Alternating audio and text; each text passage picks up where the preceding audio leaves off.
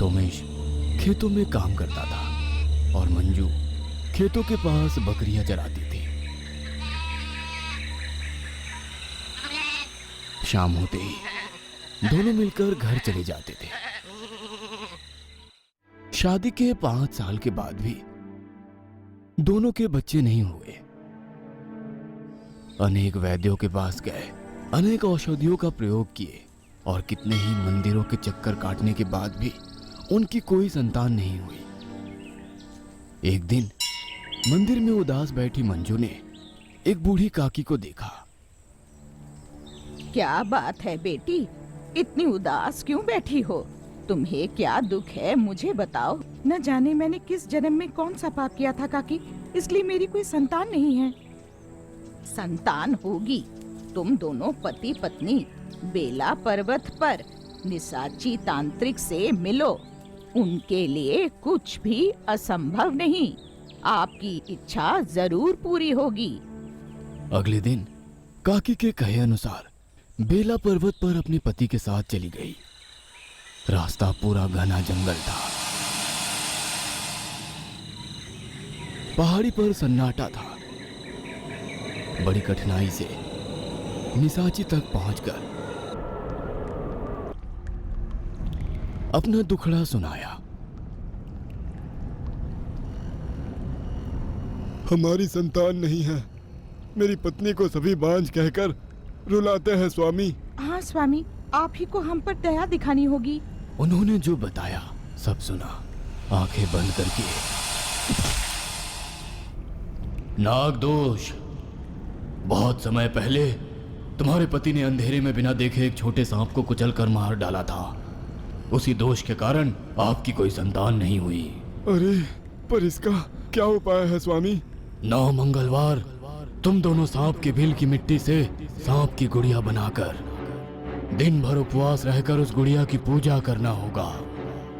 अंधेरा होने के बाद सांप की गुड़िया को सिर पे रखकर उसे सरहद पर कब्रिस्तान में दफन कर दे और बिना पीछे देखे वापस आ जाए। ऐसा आप 9 मंगलवार तक करें। मरे हुए सांप की आत्मा शांत हो जाएगी और नाग दोष दूर होकर आपकी संतान होगी। निसाची तांत्रिक के बताए अनुसार 9 मंगलवार ऐसा किया। कुछ दिनों बाद एक सुंदर लड़का पैदा हुआ। पति पत्नी दोनों बहुत खुश हुए और सोमेश ढेर सारे फल और मिठाइयां लेकर निसाची गुफा में गया। स्वामी, मैं आपका ऋण चुका नहीं सकता। आपकी कृपा से मेरा नाग दोष खत्म हो गया और मैं पिता बन गया हूँ। निसाची को फल की टोकरी देते समय सोमेश की हथेली पर रेखा देखकर एक बार अपना हाथ दिखाओ। निसाची को अपना हाथ दिखाया। निसाची हवा में कुछ हिसाब लगा रहा था। खतरा, तुम्हारी जिंदगी को खतरा है सोमेश, सावधान रहना। लो, ये तावीज अपने गले में बांध लो। किसी भी हालत में 108 दिन तक अपने गांव की सरहद पार मत करना। सावधान रहना। सोमेश के जाते ही निसाची अपनी आंखें बंद करके कुछ मंत्र पढ़ता है। ओ नावती,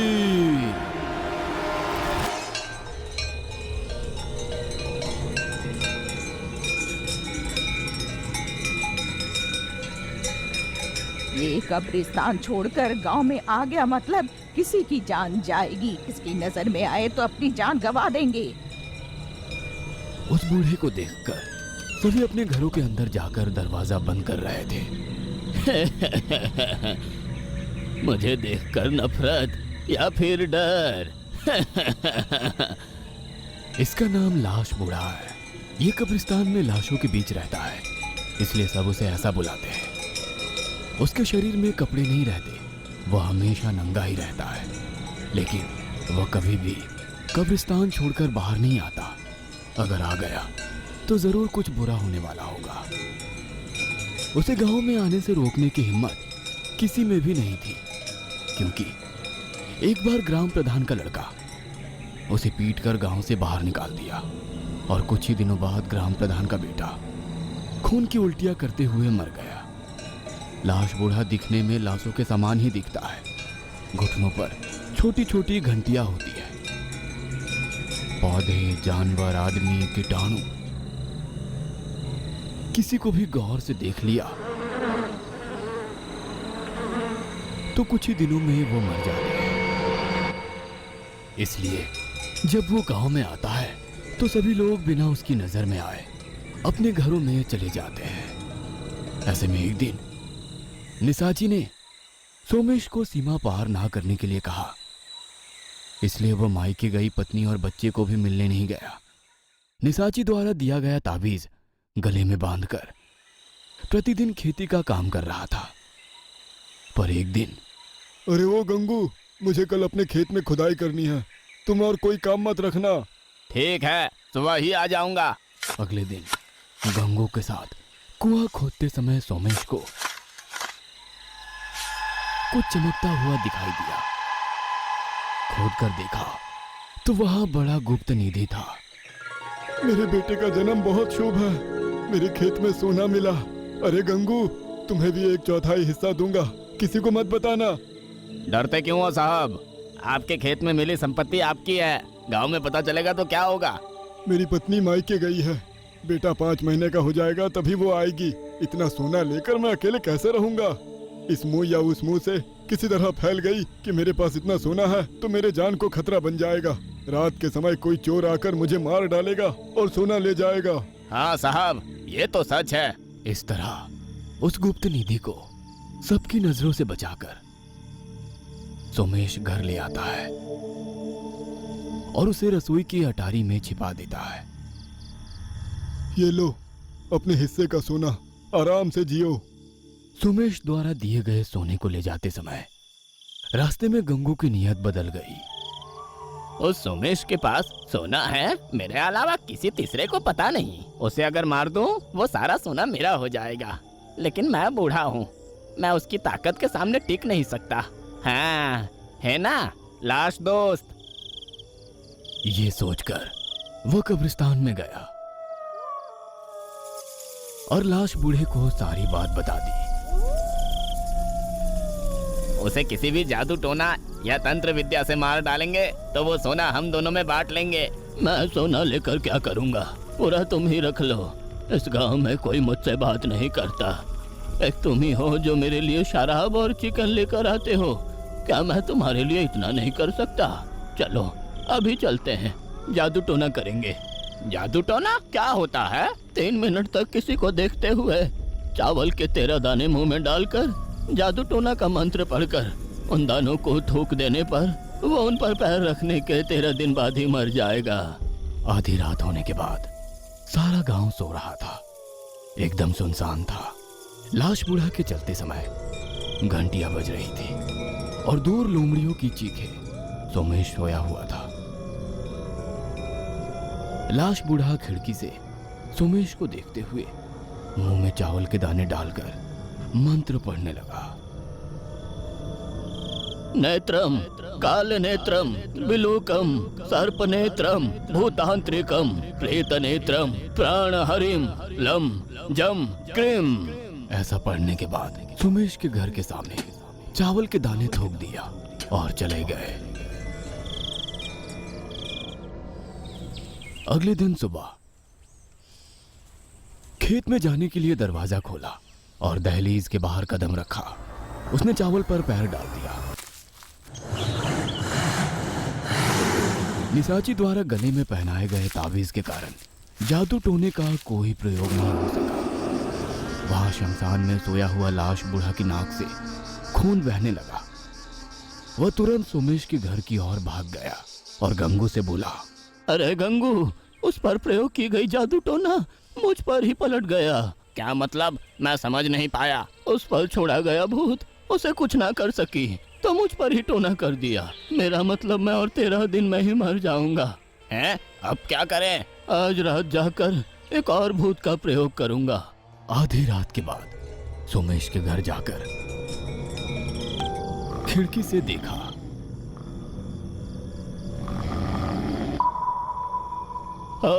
इसके गले में अभिमंत्रित ताबीज है, इसीलिए टोना इसे कुछ ना कर सकी। तो क्या हम उसे कुछ नहीं कर सकते? ताबीज को तुम ही उसके गले से उतारो, मैं छू नहीं सकता। बाप रे, मुझसे नहीं होगा। तो उसे सरहद के पार ले जाओ, फिर ताबीज काम नहीं करेगा। गंगू जल्दबाजी का नाटक करते हुए सोमेश को नींद से जगाया। साहब साहब, सरहद के पार आपके खेत में एक और निधि मिला है। किस खेत में गंगू?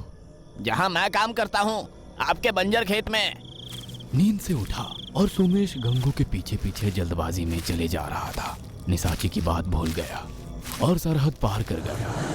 तुरंत वो खून की होटल में गिर पड़ा।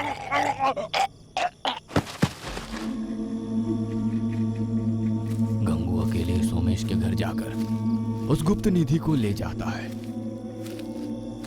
अगले दिन कोई गांव वाला सरहद पर पड़े सोमेश को उठाकर उसे घर में सुलाकर उसकी पत्नी को खबर भेजते हैं। मंजू आई और सोमेश को बचाने की लाख कोशिश की, पर सोमेश 13वें दिन मर गया। उसको समझ नहीं आया कि अचानक उसका पति इस तरह क्यों मर गया। सोचते सोचते उसे निसाची की याद आती है। बेटे को अपने मां को सौंपकर अकेले ही बेला पहाड़ पर जाती है। स्वामी, मेरे पति की अचानक गंभीर बीमारी से मौत हो गई है। वो बीमारी से नहीं मरा, जादू टोने से मरा। उसने अपनी दिव्य दृष्टि से सब कुछ देखा और विस्तार से सारी बात कह सुनाई। इसका मतलब जादू टोना करके वो बूढ़ा लाश उस गंगू ने मेरे पति को मारा। वो गुस्से में ग्राम प्रधान के पास गई और जो कुछ हुआ सब बताया। गंगू के घर जाकर देखा तो अटारी पर सोना था। तुमने इसी सोने के खातिर मेरे पति को मार डाला, दुष्ट। साहब, मुझे ये सोना नहीं चाहिए। इसे हमारे गांव के गरीबों में बांट दीजिए, लेकिन उस बूढ़ा लाश और इस गंगू को तो मरना ही होगा। मंगा के ऐसा कहते ही गांव के सभी लोग गुस्से से लाठियां ले जाकर लाश बूढ़े और गंगू को पीट पीट कर मार दिए। लाश बूढ़े के बेटे क्रांति को यह बात पता चल गई। उसने बचपन में ही सारी क्षुद्र विद्याएं सीख ली थी। सबसे बड़ी क्षुद्र विद्या सीखने के लिए शिमोगा पहाड़ों पर शव पूजा कर रहा था। यहां उसके पिता की मौत हुई तो वहां उसे पता चल गया। वो गांव में आ गया और आते ही गंगू की पत्नी के पास जाकर, मेरे पिता ने मरते मरते गिद्ध की आवाज में तांत्रिक के माध्यम से एक संदेश भेजा था। गिद्ध की आवाज? हाँ, गिद्ध की तरह चिल्लाते हुए इस धरती पर जहाँ भी उनके रक्त संबंधी होते हैं वे उसकी चीख को सुनते हैं। जब मृत्यु निकट होती है तभी तांत्रिक इस चीख का प्रयोग करते हैं। कोई नहीं जानता कि बूढ़ा लाश का एक बेटा भी है। तुम्हारे पिता की वजह से ही मेरे पति की मौत हुई थी। इस तरह जो हुआ सब कुछ विस्तार से बताया। मेरे पिता को मारने वाले के बच्चे को मैं मार दूंगा। पशुपति, पशुपति, पशुपति, पशु पशु पशुपति, प्रम पशुपति, भीम पशुपति, क्रीम पशुपति।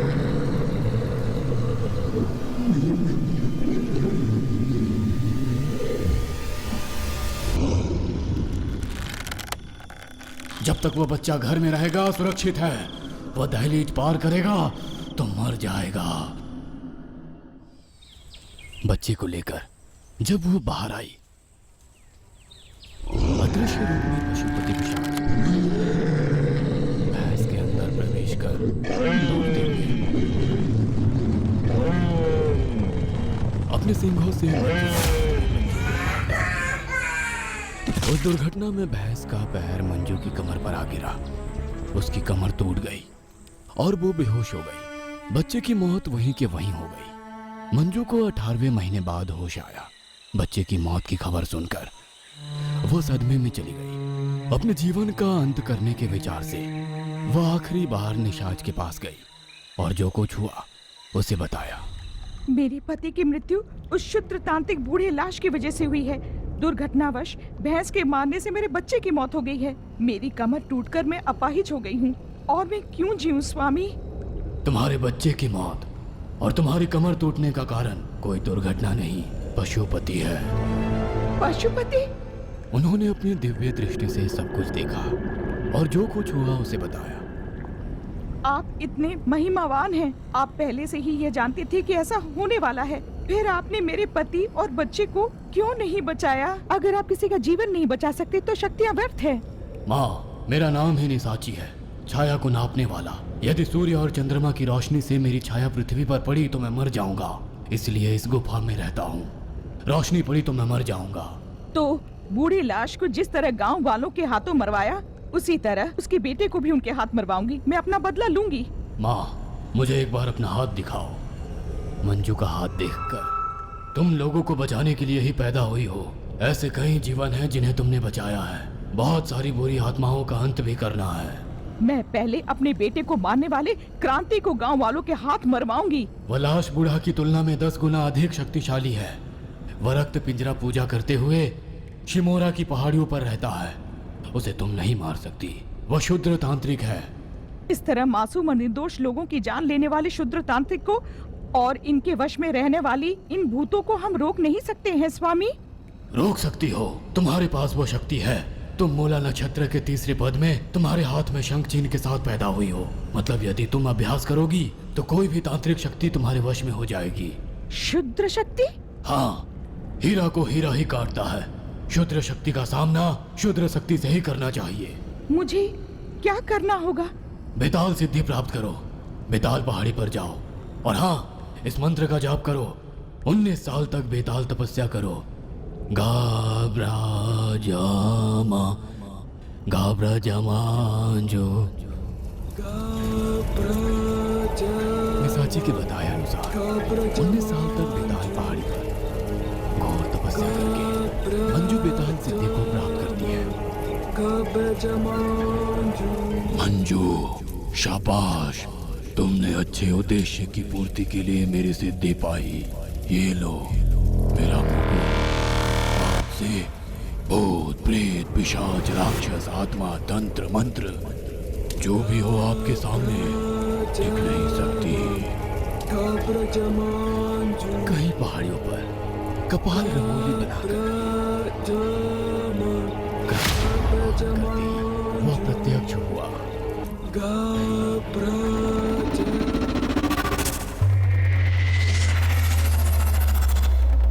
उसने उसके टुकड़े टुकड़े मारकर अपना बदला से भूत प्रेत पिशाच राक्षस आत्माओं से पीड़ित लोगों की सहायता करते हुए कितने ही भूतों का अंत कर बहुत से लोगों की जानें बचाई, सबकी सहायता करती थी।